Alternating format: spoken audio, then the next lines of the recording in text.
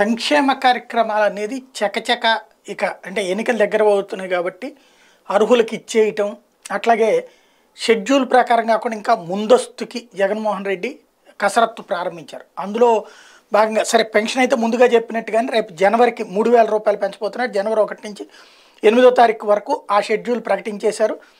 అలాగే జనవరి 5న బైయాన్యువల్ కార్యక్రమం అంటే ఎవరైనా అర్హత ఇప్పుడు కొంతమందికి 18 దాటేవాళ్ళు 21 దాటేవాళ్ళు ఇప్పుడు ఎవరైతే యుక్త వయసుకు వస్తారో వాళ్ళకి ఇంతకు ముందు అవకాశం ఉండదు, వాళ్ళకి ఇప్పుడు అర్హత సాధిస్తే వాళ్ళు లేదా కొంతమందికి ఇదివరకటి రోజుల్లో అర్హత లేదు ఎందుకంటే వాళ్ళ పేరున ఏదన్నా ఆస్తి ఉండటమో దానివలన అర్హత లేని వాళ్ళు ఈ లోపుగా వాళ్ళు వేరే పేరు మార్చుకోవడము, పిల్లల పేర్లకు మార్చుకోవడం లేకపోతే తల్లిదండ్రుల పేరుకు మార్చడం ఇట్లాంటివి జరిగినప్పుడు వాళ్ళ ఆస్తులకు సంబంధించినటువంటి బేసిస్ చూసుకుని ఇప్పుడు అర్హులు అయితే కనుక వాళ్ళకి ఇచ్చేయటం అంటే కొత్తగా లబ్ధిదారులు ఎంపిక చేసేటువంటి కార్యక్రమం బైయాన్యువల్ జనవరి 5వ తారీఖు నిర్వహించడానికి డిసైడ్ చేశారు. అట్లాగే విజయవాడ స్వరాజ్ మైదాన్ అలియాస్ పీడబ్ల్యూడి గ్రౌండ్స్లో అంబేద్కర్ విగ్రహ ఆవిష్కరణ జనవరి 19వ తేదీని చేయబోతున్నారు.